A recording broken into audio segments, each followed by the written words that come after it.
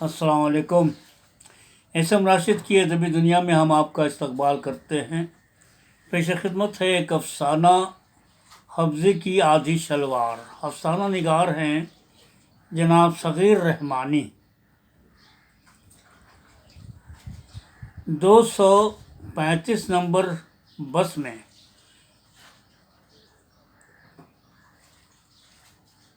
Ripon street سے چڑھتے وقت بھی اس کے دماغ میں میم صاحب کا عکس چھایا ہوا تھا۔ آفس ٹائم ہونے کی وجہ سے بس کھچا کھچ بھری ہوئی تھی۔ دروازوں پر لوگ بری طرح اڑسے ہوئے تھے، کچھ راؤٹ پکڑے پائیدان پر اور کچھ باہر کی جانب جھول رہے تھے۔ ایسے میں وہ اپنی جیب کی طرف سے قطعی بے نیاز تھے اور ان کی ابھری ہوئی جیبیں دیکھ کر بدرو کے منہ میں اس طرح پانی بھر آیا تھا جیسے اوپر کے دنوں میں املی یا اچار دیکھ کر کسی عورت کے منہ میں رال آ جاتی۔ اس نے تھوک حلق میں غٹک لیا اور اپنے کانے استاد کا تصور کر کے اندر کی جانب سرکنے لگا۔ اس کی محتاط نظر بڑی مستعدی سے کسی کی کھوج کر رہی تھی۔ اوپری پائیدان پر پہنچ کر اسے مطلوبہ شے مل گئی تھی۔ کنڈکٹر کو اس کی تیسری نظر کی بھاشا سمجھ میں آ گئی۔ ماچھ کھانے چلو دادا، ماچھ کھانے خالی آچے، ماچھ کھانے خالی آچے۔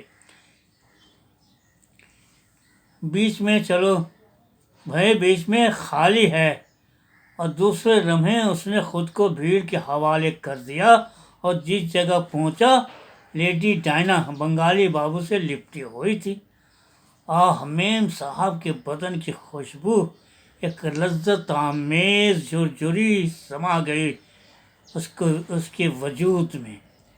بنگالی بابو اونگ رہے تھے اور ان کی تھوڑی سامنے کھڑی عورت کے شانے اور ننگی پوچھ کو بار بار چھو رہی تھی۔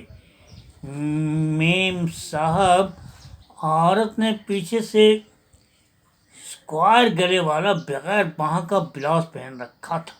یہ اس کی سرحد تھی، اس سے آگے اس کی نظر راہ بناتی تو میم صاحب کا جسم ایک ضد بھرے انکار میں اکڑ جاتا۔ آج وہ خود کو ان بندشوں سے آزاد محسوس کرنا چاہتا تھا اور محسوس کر بھی رہا تھا۔ گویا میم صاحب اپنے ہی خمیر سے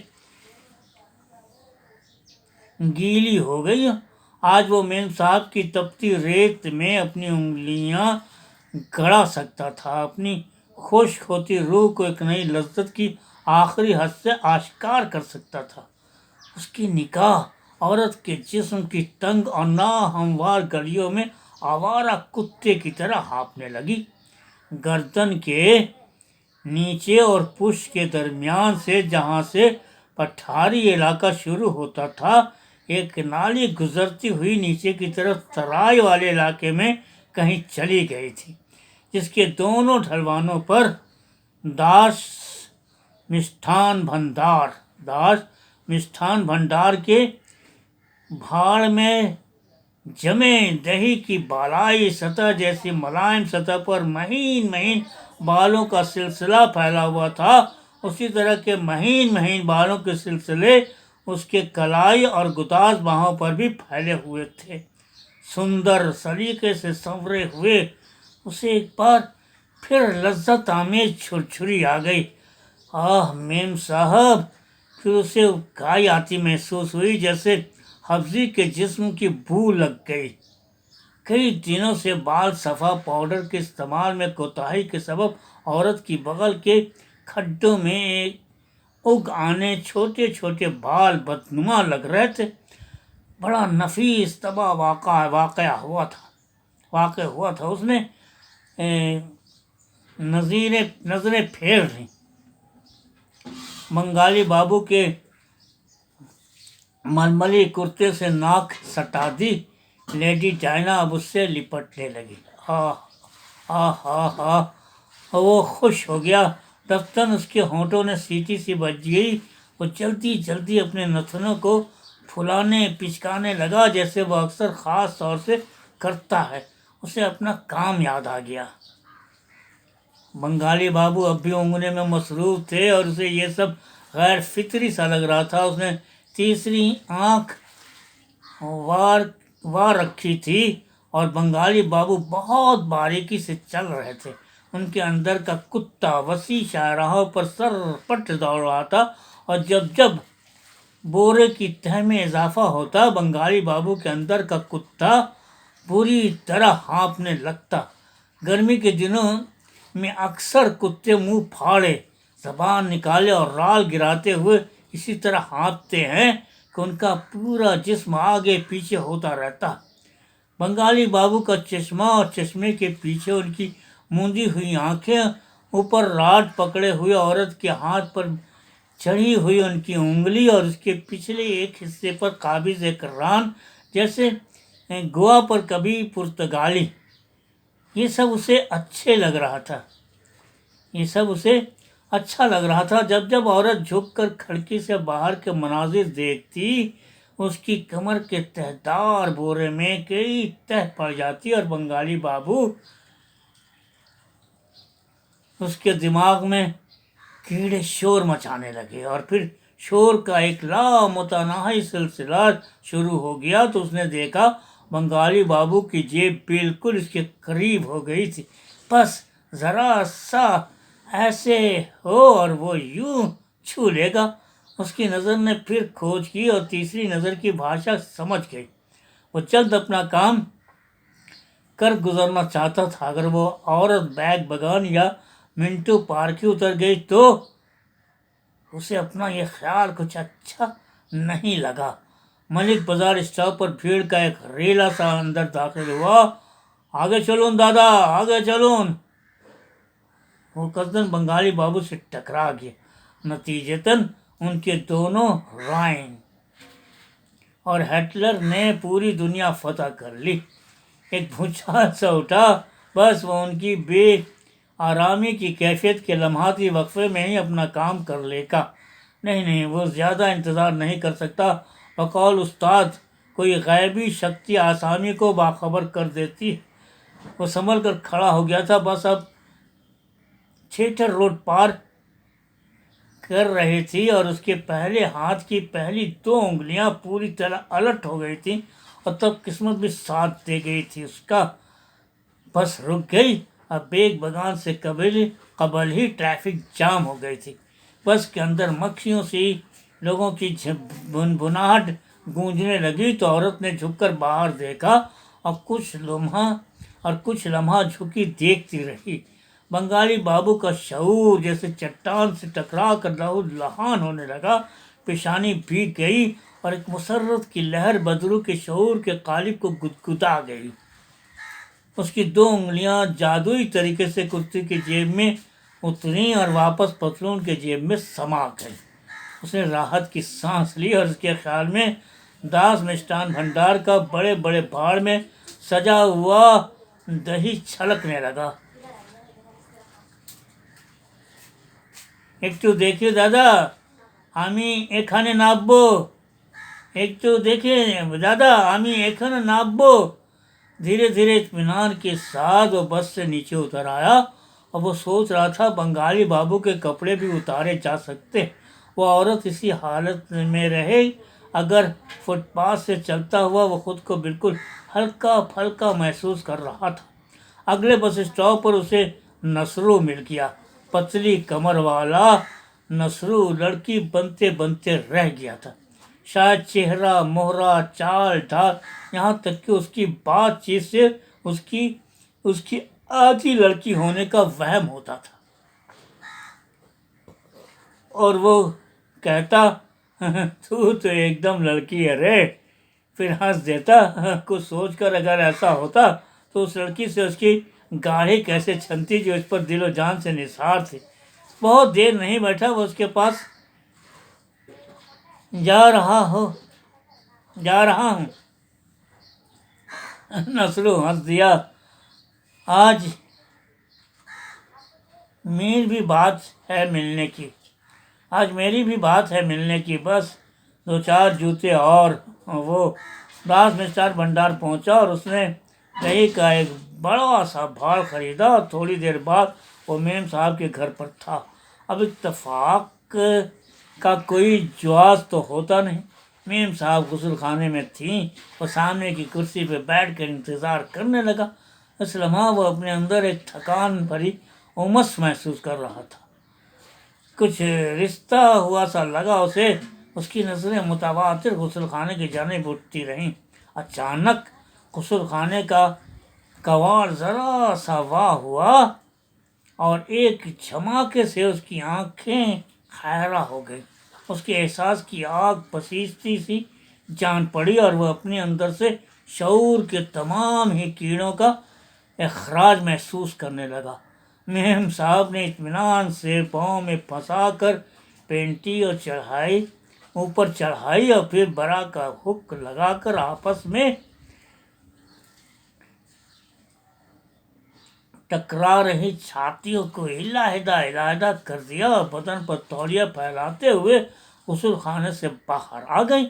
बदरू को देखकर उनके धुले हुए साफ होंठों पर एक गहरा तबस्सुम फैल गया।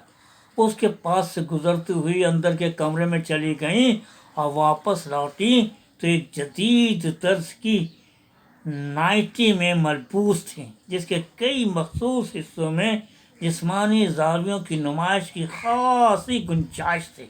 उसके सामने की कुर्सी पर आकर बैठ गई। बोली कुछ नहीं, बदस्तूर मुस्कुराती रही, गोया इन खुले मखसूस हिस्से वाले इलाकों में उसकी निगाहों को चहलकदमी करने की पूरी इजाज़त दे रखी हो। और वो ये फ़रत बख्श तफरीक करता रहा और उसके अंदर का मर्दाना चट्टान पिघलता रहा। मेम साहब के होंठों पर अब भी वही दिलकश तबस्सुम रक्सा था जो एक दावत थी प्यास को पी जाने की। तब तक उसे अपने अंदर कांटेदार झाड़ियों की चुभन महसूस हुई और फिर खून ही खून निकलने लगे। उसके मुंह, नाक, कान और आँखों से वो फपक फपक कर रोने लगा और देर तक रोता रहा। और तब पहली मरतबा मेम साहब की उंगलियों का बर्फीला लम्स उसने अपने शाने पर महसूस किया। मत रो बदरू, मेरे साहब आने आए हुए हैं, तू जा, मैं दही खा लूँगी। कुछ जल गया उसके अंदर जिसकी गंध उसने भी महसूस की। इर्द गिर्द नफरत के सायों से अपने साए को टकराते हुए उसने बखूबी देखा और फिर तेज़ी से उठा और लंबे लंबे कदमों से बाहर निकल गया। और मेम साहब हैरत ज़दा उसे देखती रह गई। उसके दिमाग में आंधियाँ चल रही थी। उफ, कितनी नफरत है उसके अंदर। ऊपर से होने वाली बारिश उसके मन की आग को और तेज़ कर रही थी। दिन भर बारिश होती रही और वो पूरा दिन सुलगता रहा। रात में ब्रिज के नीचे बैठा वो अपने अंदर की तमाम आग उगल देना चाहता था। सामने चौड़ी और स्याह सड़क के दरमियान सफ़ेद लकीर किसी बेवा की सूनी मांग की तरह सपाट पड़ी थी और स्ट्रीट लाइट की रोशनी में गिरते हुए पानी के फव्वारे एक नामालूम हिजान से दो चार कर रहे थे। दर्जी की काम और हफ्जी से मोहब्बत करता था। लपकती हुई आग ने सब कुछ खाकस्तर कर दिया, उसकी दुकान और मोहब्बत को भी। बांग्लादेश छोड़ दिया उसने। मुर्शिदाबाद होते हुए कलकत्ता आकर जेबें काटने लगा और ब्रिज की छत और उसके नीचे बदबूदार हफ्जी और दास मिष्ठान भंडार के यहाँ का मीठा दही और मेम साहब की बगैर दरवाजे खिड़की की हवेली, यही सब और शायद बेतुकान चलने वाली ये सड़क, गिरते हुए फव्वारे और लपकती हुई आग, क्या कुछ नहीं। नंगे बदन पर जमे पानी के छींटों को हथेली से रगड़कर साफ करने लगा और ओहाम की धुंध छाने लगी उस पर। ऐसी ही गहरी धुंध में जब वह पूरी तरह घिर जाता तो अपने होते हुए भी अपने न होने का गुमान खुद पर गालिब महसूस करने लगता। और जब उसे ये गुमान भी अपने दस से खारिज होता महसूस होता تو آہستہ سے حفظی اس کے قریب آ جاتی، ایک دم قریب۔ اسی کیفیت میں اس نے اندر جھانک کر دیکھا۔ حفظی زمین پر بکھری بلاؤز سے چھاتی نکال کر بچے کے منہ میں ڈال رہی تھی۔ ایک دم سے اٹھا وہ اور اسے بچے سے الگ کرتے ہوئے اس پر ٹوٹ پڑا۔ حفظی کی چھاتیوں سے سفید سفید دودھ کے قطرے نکل کر اس کے چوڑے سینے کے گھنے بالوں میں پھنس گئے۔ جتھم جتھا میں اس کی گردن کی موٹی نسیں ابھر آئیں اور پسینے پسیج کر تیل کی طرح اس کی کھالوں پر چمکنے لگے، اور ایک دم سے کچھ جلنے کی گندھ اس کے ناک میں سما گئی تو وہ چھٹ پٹا گیا، تھڑپ گیا اور الگ ہو کر بیٹھ گیا۔ کیا ہوا؟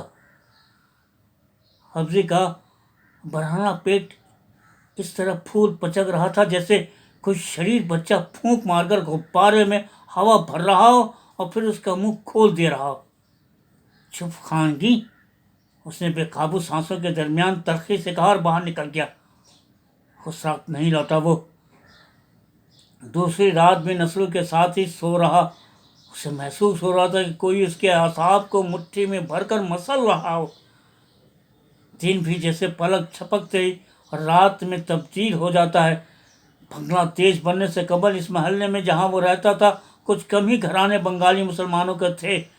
حفظی انہی گھرانوں میں سے ایک گھر کی تھی۔ پتلی دبلی چھریرے بدن والی یہ سونی سی لڑکی محلے کے تمام ہی نوجوانوں کی دل کی دھڑکن بن گئی تھی۔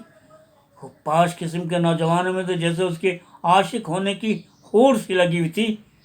وہ اسے اپنی دکان کے سامنے سے گزرتے ہوئے روز ہی دیکھتا، اور ایک دن سچ مچ ہی وہ ایک پیکٹ لیے ہوئے اس کی دکان پر پہنچ گئی تو اس کی ریڈیو کی سٹر پٹر اور مشین کی گھٹر پٹر ایک دم سے بند ہو گئے۔ کپڑے ہیں، شلوار سل دینا، اور نہیں تو کچھ اس کی ناپ کی بنے گی، اس کی ناپ کی بنے گی، میانی جوڑی رہے گی اور بس۔ اس نے ایک پرانی شلوار اس کے ہاتھوں میں پکڑا دی تھی۔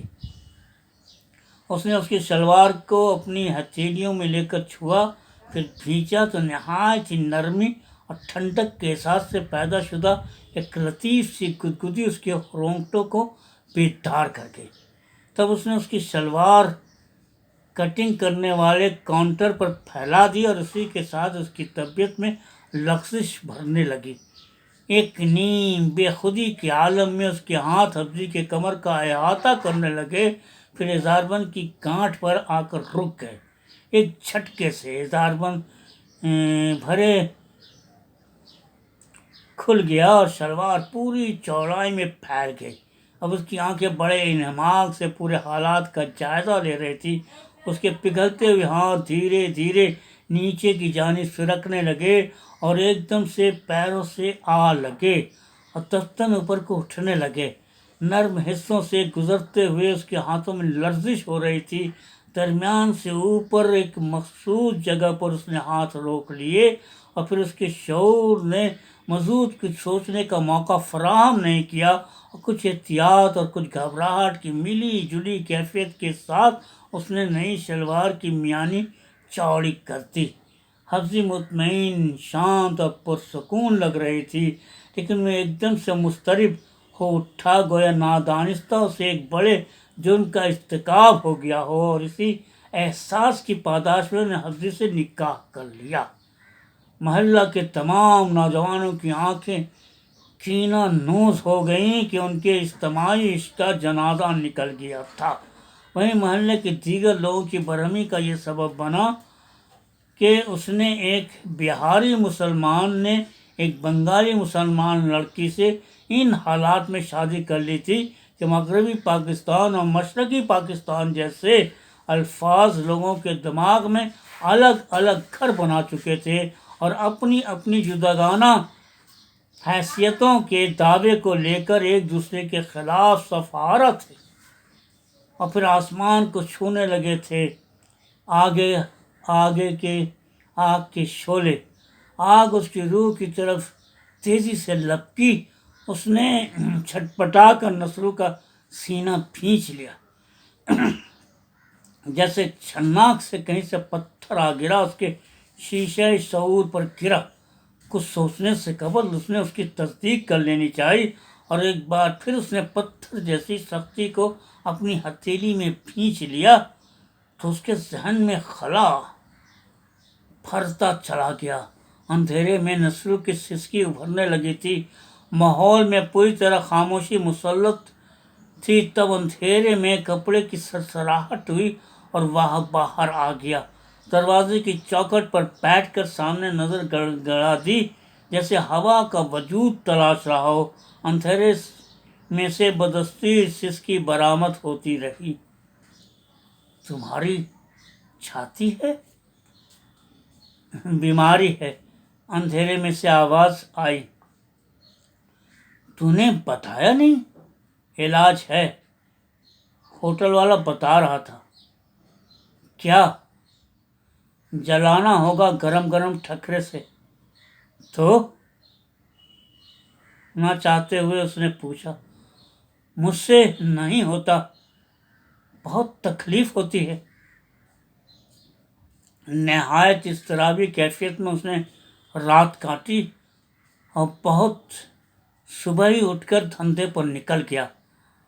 रात को लौटा तो हफ्जी को गालियां दे रहा था। हरामजादी, ताने देती है मुझे। कौन अतर सी महकती है खुद, कहती है मैंने ही पेट दिया था। छनाल साली, झूठ बोलती है कमीनी। अब वो पूरा वक्त नस्रों के साथ गुजारने लगा और उसको भी अपने घर नहीं जाता, और रात को भी अपने घर नहीं जाता। उसने अपने मामूल में खातिर खा तब्दीलियां कर दी थी। उस दिन धंधे पर से लौटते हुए वो बड़े अच्छे मूड में था। सोच रहा था नस्रों को लेकर सोसाइटी में लाश सो जाएगा और उसका धंधा ठीक रहा होगा तो रॉयल सिटी की बिरयानी पर हाथ फेरने के लिए भी उसे राज़ी करेगा, लेकिन ऐसा कुछ नहीं कर सका था। शाम को अपनी खोली के सामने बैठा था और उसे महसूस हो रहा था जैसे मुट्ठी में दबी रेत की तरह भर भर कुछ ज़ाय हो रहा हो उसके वजूद से। कुछ जलने की तेज़ गंध उसके नथुनों को मुसलसल जला रही थी। क्या ज़रूरत थी उसे उस लड़की के साथ फोर्ट विलियम जाने की? ये करमच पहनने वाले भूखे भेड़िए होते हैं। ले गए दोनों को अलग अलग कैंपों में। उस लड़की पर क्या गुजरी ये तो खुदा ही बेहतर जानता है। अलबत्ता नस्रू बेहोश हो गया था उसकी जान से। उफ, ज़रूरत क्या थी उधर में जाने की?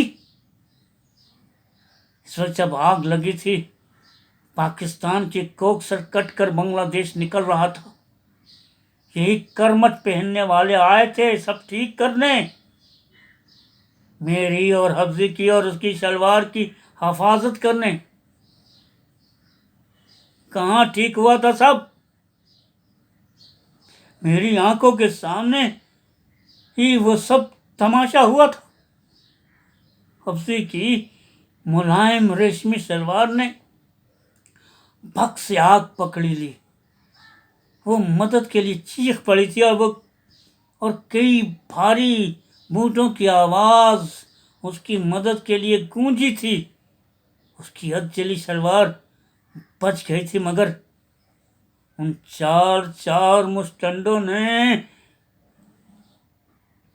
और एक तेज गंध से उसकी नाक ही नहीं रूह भी, उसका सर मनोभारी हो गया था। इससे पहले कि वो इस बोझ से खलासी की कोई तदबीर सोचता, उसके कानों में बेहंगम शोर और अफरा तफरी के दरमियान करमच पहनने वालों के भारी बूटों की सख्त आवाज़ें गूंजी। उसने तड़प कर निगाहें उठाईं। सामने के मकानात नजर आतिश हो रहे थे और लपकते हुए शोलों की लपकती हुई रोशनी اس کے کھولی کے اندر سما رہی تھی۔ اس سے پہلے کہ وہ روشنی حبشی کو چھو لے وہ تیزی سے اٹھا تھا اور اسی تیزی سے دروازہ بند کر کے اس نے کھولی میں اس سے پہلے کہ وہ روشنی حبشی کو چھو لے وہ تیزی سے اٹھا تھا اور اسی تیزی سے دروازہ بند کر کے اس نے کھولی میں تاریکی کر دی تھی۔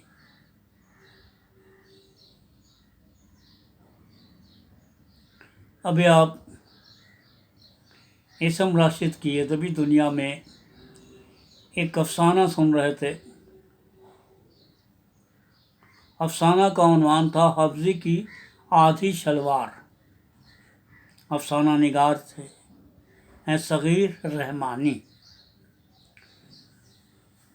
دوستو، آپ کو یہ افسانہ کیسا لگا؟ آپ اپنی رائے کا اظہار ضرور کریں گے، لائک کر کے، شیئر کر کے، کامنٹ کر کے، اور ان کا ای میل نمبر بھی نوٹ کر سکتے ہیں آپ، اگر آپ چاہیں تو ان سے ای میل پر بھی رجوع کر سکتے ہیں۔ email.sagirrahmani@gmail.com email.sagirrahmani@gmail.com۔